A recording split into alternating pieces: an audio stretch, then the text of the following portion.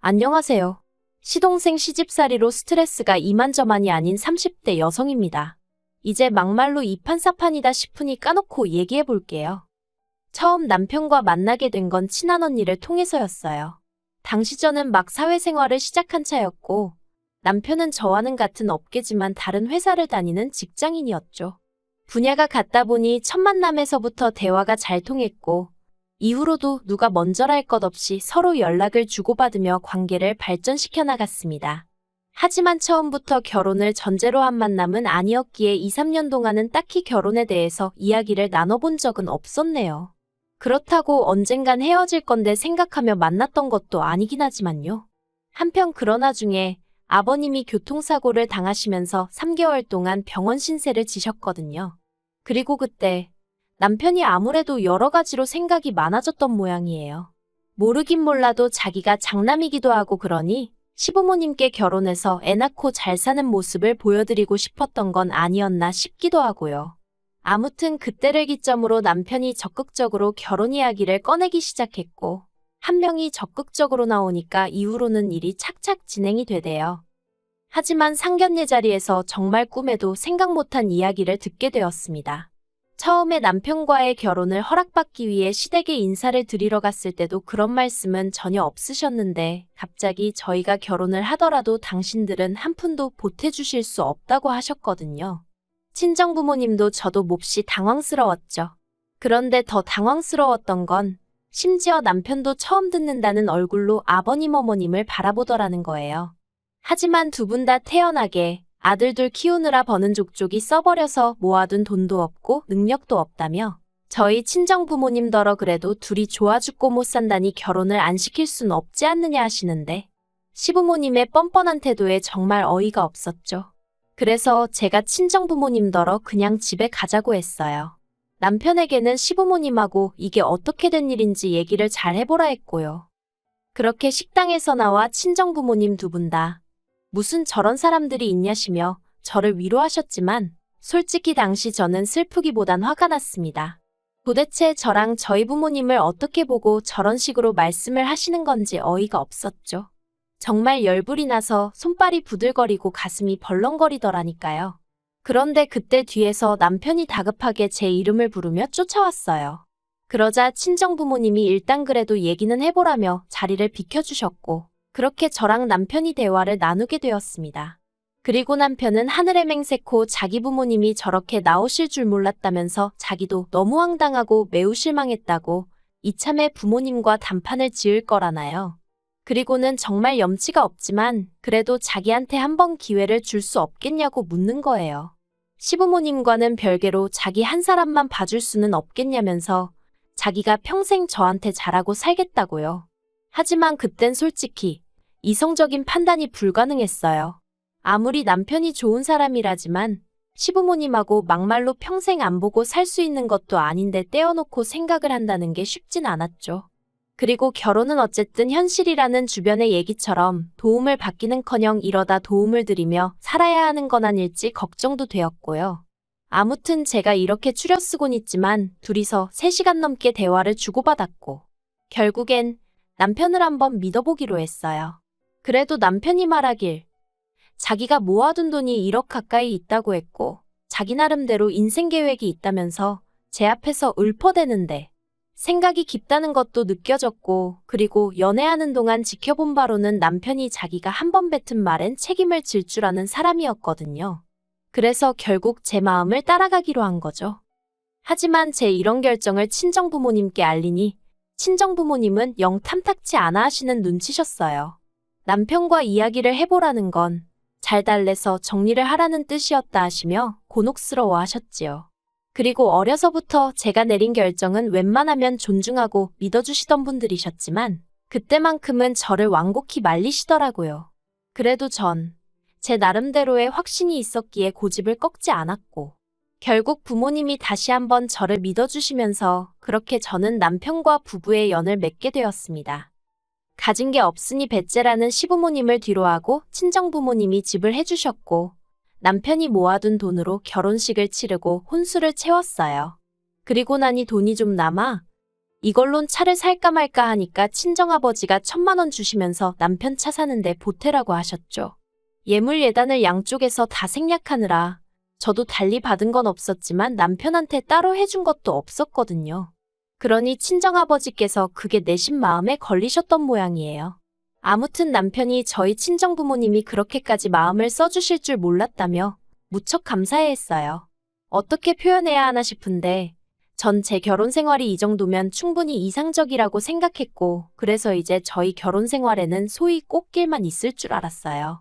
그런데 생각지도 못한 곳에 지뢰밭이 있었으니 바로 남편의 하나뿐인 형제, 시동생이 문제였네요.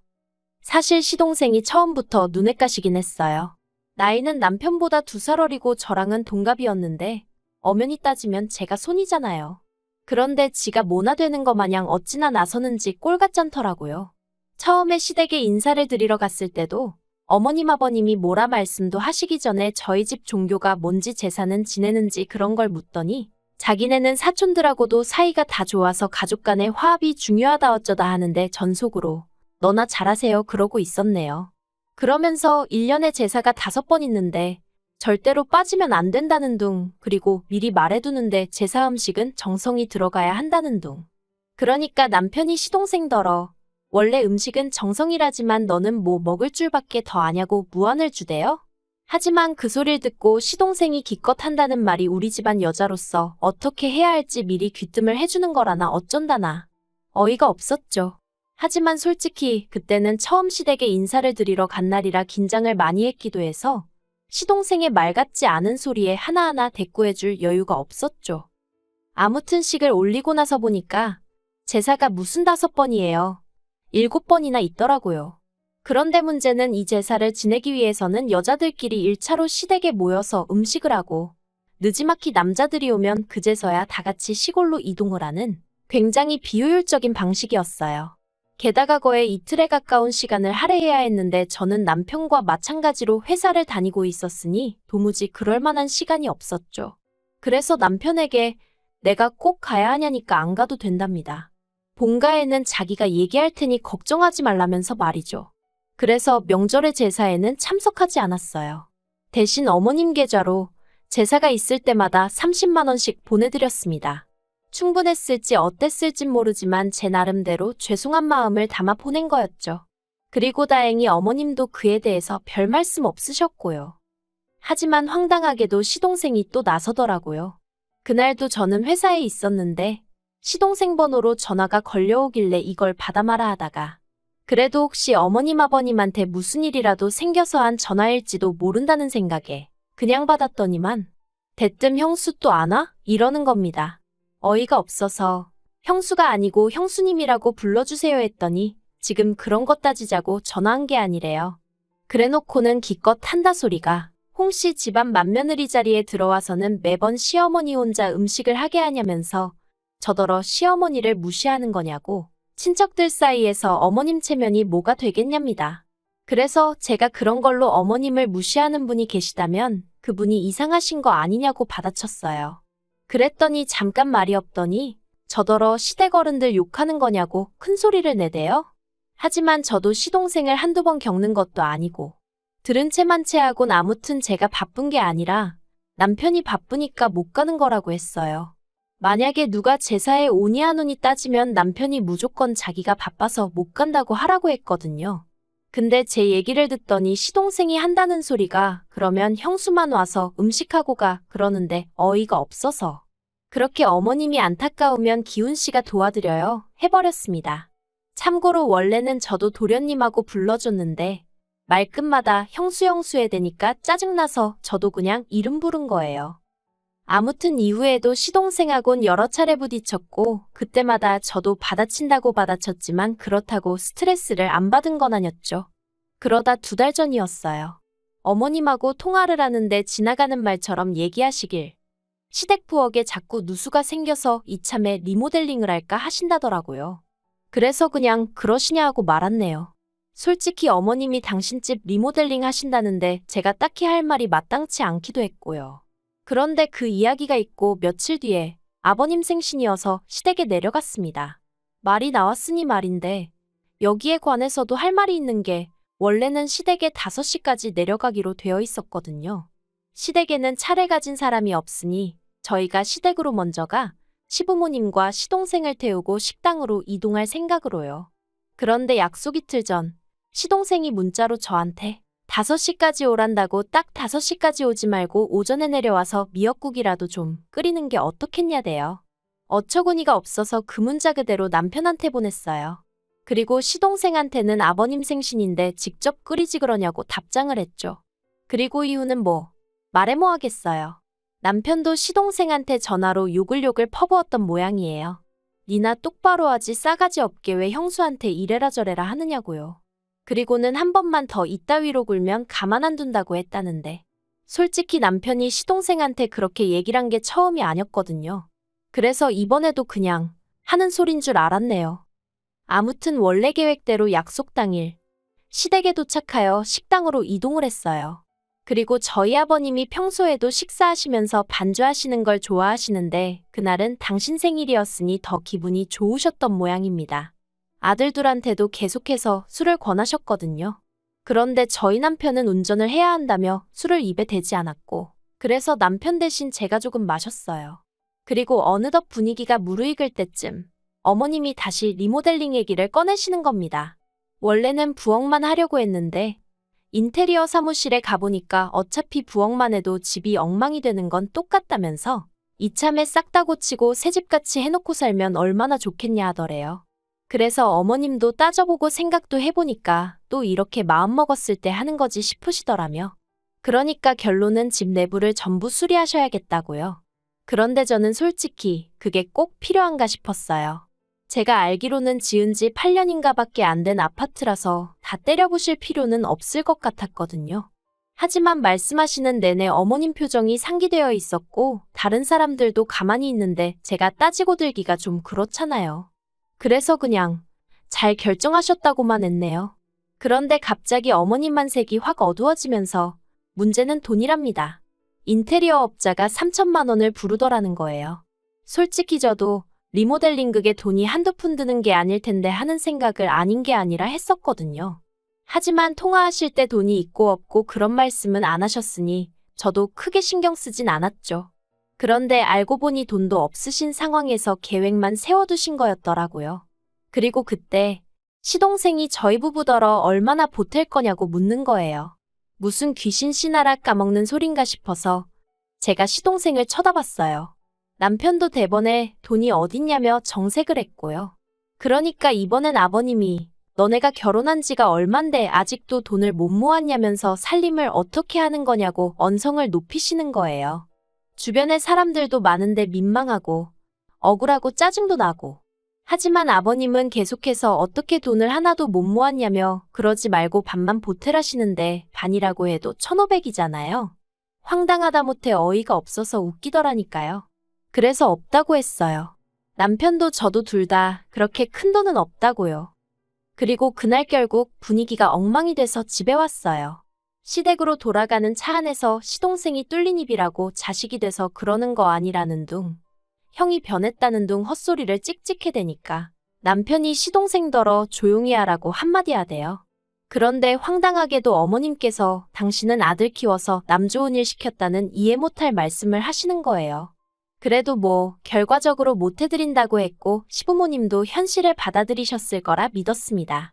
그런데 이달 초 어머님이 결국엔 리모델링을 하기로 했다면서 소식을 전해오셨어요.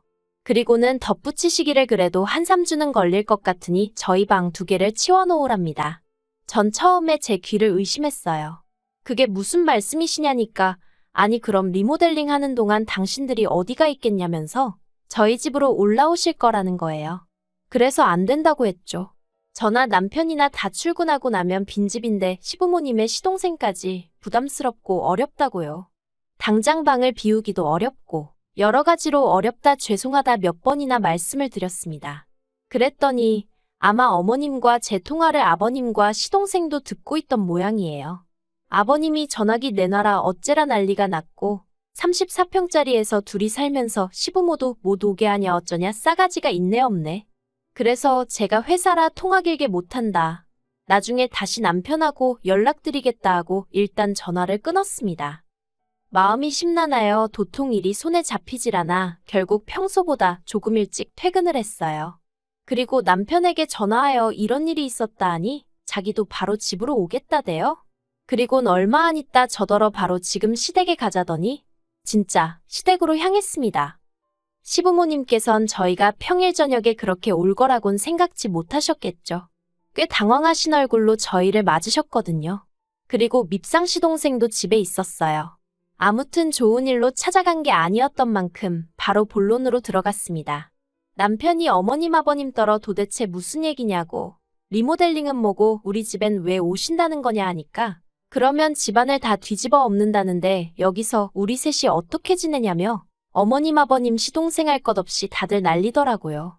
그러자 남편도 그러니까 대책도 없이 일단 리모델링부터 하겠다 하고 통보를 해오면 어떡하냐면서 화를 내대요. 그런데 그때 시동생이 한다는 말이 남편더러 너무한다면서 부모님을 무시해도 정도가 있는 거 아니냐고. 형수가 얼마나 무섭길래 그러냐며 막말로 형수가 시부모님 못 오시게 하고 그러면 형수를 두들겨 패서라도 정신머리를 고쳐놔야지. 어떻게 형수한테 휘둘리고 살 수가 있냐면서 남편더러 실망이다 그러는데 제가 방금 뭘 들은 건가 싶더라니까요.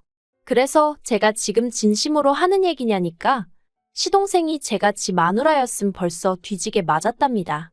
그런데 그 순간 저보다 남편이 먼저 주먹을 날려 시동생 얼굴을 정통으로 갈겼어요. 보자 하니까 못하는 말이 없다면서. 남편한테 한 대 맞고 나가떨어진 시동생은 쌍코피가 났고 어머님 아버님은 형이 돼서는 동생을 이렇게 패냐고 고함을 치셨습니다. 그리고는 어머님은 대뜸 해준 거 없다고 시부모 괄시하는 거 알면서도 당신이 아무 말 안 했지만 저 때문에 형제간이 이렇게 된 건 못 참는다며 저더러 남편하고 이혼하랍니다. 그러자 이번에도 남편이 저보다 한 발 빨리 어머님께 그런 말씀 다신 하지 마시라고 지금 제가 누구 덕에 이렇게 해놓고 사는 줄 모르시냐고 악을 쓰더니 시동생을 가리키며 저 자식 때문에라도 당분간 여긴 안 오겠다고 딱 선을 긋더라고요. 그리고는 시동생더러 너는 사람 구실 좀 하고 살으라고 나이 처먹고 부모님한테 빌붙어 사는 버러지 같은 자식이라고 욕을 하더니 한 번만 더 내 와이프한테 말 그따위로 했다간 쌍코피가 아니라 아주 묵사발을 만들어주겠다고 하대요. 그리고는 뭐 뒤도 안 돌아보고 저더러 집에 가자 하대요.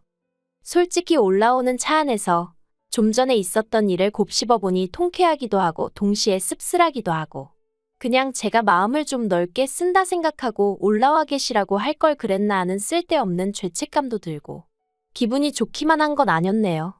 하지만 지금은 그래도 며칠 지나서 그런지 마음이 안정이 됐어요. 매사 제 마음 같을 수도 없는 거고 그러니 시간에 맡겨두렵니다. 이러다 언젠가 좋아질 수도 있고 이렇게 영영 먼 가족처럼 살게 될지도 모르죠. 하지만 전 그냥 저랑 남편만 생각하면서 살아야겠어요. 적어도 남편이 그때 그 약속처럼 계속해서 제 곁에서 저를 든든히 지켜주기만 한다면 적어도 두렵고 겁나는 일은 없을 것 같으니까요.